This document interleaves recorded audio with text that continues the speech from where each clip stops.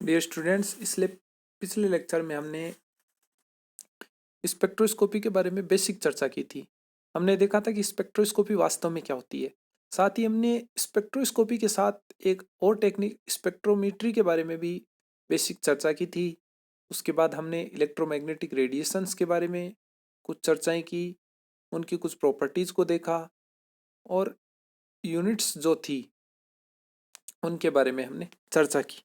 आज हम शुरुआती स्टेज पर यूवी विजिबल स्पेक्ट्रोस्कोपी के बारे में कुछ बेसिक चर्चा यहाँ पर करेंगे।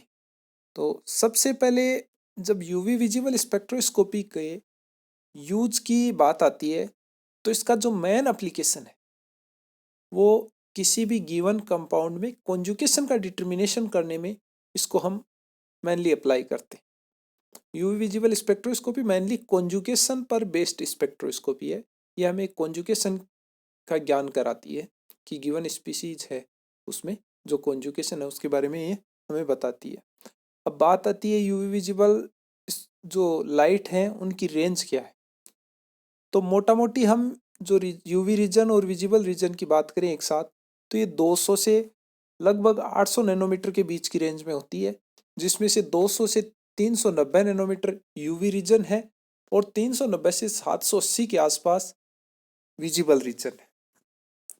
अब यूवी विजिबल जो इलेक्ट्रोमैग्नेटिक रेडिएशंस हैं उनके सोर्स के बारे में बात करें तो हम एक्सपेरिमेंट में मेनली सोर्स के रूप में हाइड्रोजन ड्यूटेरियम डिस्चार्ज लैंप का उपयोग करते हैं और उसके अलावा दूसरे सोर्स के रूप में इसके विकल्प के रूप में टंगस्टन फिलामेंट का भी यूज करते हैं।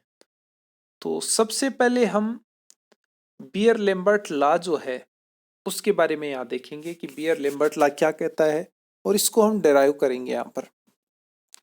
तो बियर लैम्बर्ट लॉ को देखने से पहले देखते हैं कि कोई भी हमारे पास में मोनोक्रोमेटिक लाइट की बीम है, उसको जब हम किसी होमोजीनस अब्जॉर्बिंग मीडियम के थ्रू पास करते हैं तो जब वो मोनोक्रोमेटिक लाइट है वो होमोजीनियस अब्जॉर्बिंग मीडियम से पास होती है तो उसकी जो इंटेंसिटी है उसकी रेट में डिक्रीज जो होता है किसके साथ, थिकनेस ऑफ द मीडियम के साथ, वो डायरेक्टली प्रोपोर्शनल होती है लाइट की इंटेंसिटी और कंसंट्रेशन ऑफ सॉल्यूशन की। या यूं कह सकते हैं हम कि -di/dx जो कि decrease in intensity of light with thickness of the medium है वो प्रोपोर्शनल है इंटेंसिटी ऑफ लाइट और कंसंट्रेशन ऑफ सॉल्यूशन के। या कंसंट्रेशन ऑफ सॉल्यूशन है उसकी यूनिट मोल पर लीटर है। अब हमें ये पता है कि प्रोपोर्शनलिटी साइन को जब हम इक्वल में कन्वर्ट करते हैं तो एक प्रोपोर्शनलिटी कांस्टेंट आता है जो यहाँ पर क्या है, के है। के यहाँ प्रोपोर्शनलिटी कांस्टेंट है। तो हम इस इक्वेशन को यूं भी लिख सकते हैं -di/dx is equal to KIC। अब हम इसका समाकलन करें तो सबसे पहले इस इक्वेशन को जब हम अरेंज करते हैं तो -di/i is equal to KC/dx लिखेंगे और इंटीग्रेशन जब करेंगे तो लोअर लिमिट से अपर लिमिट के बीच में जब हम इसका इंटीग्रेशन करेंगे तो -di/i का इंटीग्रेशन i बराबर I0 से i बराबर i की लिमिट में करेंगे और KC/dx का हम x बराबर 0 से x बराबर x की लिमिट में करेंगे। हमें पता है k और c क्या है, कांस्टेंट है। -di/i का इंटीग्रेशन की बात करते हैं तो ln i इसका इंटीग्रेशन होता है और लिमिट को रखते हुए हम देखते हैं कि इसका इंटीग्रेशन क्या होगा, -ln i/i0 होगा और KC/dx का इंटीग्रेशन KC और dx का इंटीग्रेशन x होगा जिसकी लिमिट 0 और x के बीच में है। तो एक बार हम x रखेंगे और दूसरी बार -x की जगह 0 रखेंगे तो उससे कोई फर्क नहीं पड़ेगा, KC x होगा और -KC 0 होगा तो KC 0 क्या हो जाएगा, 0 हो जाएगा। तो उससे कोई फर्क नहीं पड़ना और KC x यहाँ हमारे पास रह जाएगा। अब हम -ln i/i0 को पॉजिटिव के साइन में कन्वर्ट करें तो ln i/i हो जाएगा। तो ln i/i is equal to KCx होगा। हमें पता है कि ln या log e को जब लोग 10 बेस में कन्वर्ट करते हैं तो 2.303 से मल्टीप्लाई करते हैं। तो इस प्रकार हमारे पास में जो ये टर्म्स थी वो 2.303 log I0 upon I is equal to KCX के इक्वल हो जाएगी। आगे हम देखते हैं कि 2.303 को दूसरी साइड पुट करने पर K अपॉन 2.303 हो जाएगा। log I0 अपॉन I है, उसको हमने एब्जॉर्बेंस के रूप में यहाँ लिखा है। एब्जॉर्बेंस A है, एब्जॉर्बेंस है वो डायमेंशनलेस है, इसकी कोई यूनिट नहीं है। इसको हम ऑप्टिकल डेंसिटी भी कहते हैं।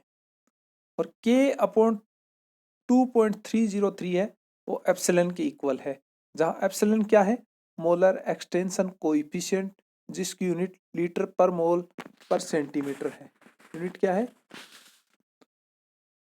कि हमारे पास में log I0 upon I A के इक्वल है, K अपॉन 2.303 है वो एप्सिलॉन के इक्वल है, और CX X को हम L भी लिख सकते हैं क्योंकि ये लेंथ ऑफ सैंपल ट्यूब है। तो हमारे पास जो बियर लेम्बर्ट लॉ है उसको फाइनली वो किस फॉर्म में आ गया? A बराबर एप्सिलॉन CL के रूप में हो गया। अब इस बियर लेम्बर्ट लॉ की कुछ लिमिटेशंस हैं। लिमिटेशंस में सबसे इंपॉर्टेंट लिमिटेशन क्या है कि जो हमारा सॉल्यूशन है वो डाइल्यूट फॉर्म में होना चाहिए। तो सबसे इंपॉर्टेंट बात ये हुई कि solution should be dilute. Second है temperature must be kept constant during experiment. जो हमारा एक्सपेरिमेंट है जिसको हम कर रहे हैं उसके दौरान जो भी टेम्परेचर है वो कांस्टेंट रहना चाहिए। यूँ नहीं है कि टेम्परेचर में वेरिएशन आ रहा है। There should be no chemical reaction in the solution, और सॉल्यूशन में किसी भी प्रकार की कोई केमिकल रिएक्शन नहीं होनी चाहिए। ये बियर लिम्बर्ट लॉ के लिए 3 इंपॉर्टेंट शर्तें। अब बियर लिम्बर्ट लॉ के एप्लीकेशन की बात करते हैं हम। तो फर्स्ट एप्लीकेशन क्या है? Determination of molecular weight of given solute. देखिए इस बियर लिम्बर्ट लॉ से हम क्या ज्ञात कर सकते हैं? Molecular weight of given solute ज्ञात कर सकते हैं। कैसे ज्ञात कर सकते हैं? हमारे पास में कंसंट्रेशन है। क्या है? कंसंट्रेशन। कंसंट्रेशन किस में होती है? मोल पर लीटर में। तो हमें पता है कि मोल है वो क्या होगा? वेट अपॉन मोलिकुलर वेट होगा, या अमाउंट जो है सब्सटेंस की ग्राम में वो upon molecular weight into 1/V into epsilon L होगा। तो यहाँ से हम क्या ज्ञात कर सकते हैं? मोलिकुलर वेट गिवन सोल्यूट का ज्ञात कर सकते हैं। क्योंकि बाकी सारी चीज़ें हमें नोन हो तो ये हम इस फॉर्मूले की सहायता से ज्ञात कर सकते हैं। सेकेंड इसका एप्लीकेशन है determination of concentration of given solution. कोई भी अननोन सॉल्यूशन है जिसकी कंसंट्रेशन हमें डिटरमाइन करनी है तो वो भी हम ज्ञात कर सकते हैं। वो कैसे कर सकते हैं? By comparing absorbance value from graph and observed value, concentration of given solution can be determined.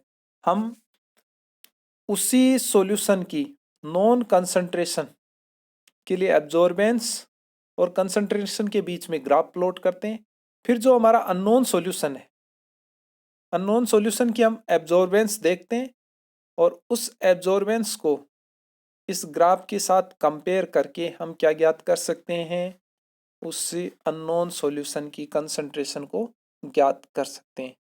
तो आज हमने क्या देखा कि यूवी विजिबल स्पेक्ट्रोस्कोपी जो होती है वो क्या होती है, उसका मेन एप्लीकेशन क्या है। यूवी विजिबल स्पेक्ट्रोस्कोपी में जो सोर्स है हमारे पास उसके रूप में हम क्या काम में लेते हैं? हाइड्रोजन ड्यूटेरियम डिस्चार्ज लैंप और टंगस्टन हीट फिलामेंट को काम में लेते हैं। इसके अलावा हमने बियर लेम्बर्ट लॉ के बारे में यहाँ विस्तार से पढ़ा, उसको डेराइव किया। बियर लेम्बर्ट लॉ से रिलेटेड काफ़ी बार क्वेश्चन एग्जाम में पूछे जाते रहे, इसलिए ये हमारे लिए बहुत इम्पोर्टेंट है। तो इसको आपको ध्यान में रखना बहुत ज़रूरी है। साथ ही कई बार बियर लेम्बर्ट लॉ की लिमिटेशंस को भी एग्जाम में पूछा जाता है, इसका एप्लीकेशन क्या है उनको भी पूछा जाता है। तो आपको बियर लेम्बर्ट लॉ जो है उसको अच्छे से याद रखना है और इसको तैयार करना है। तो आज हम इतना ही पढ़ेंगे। थैंक्स।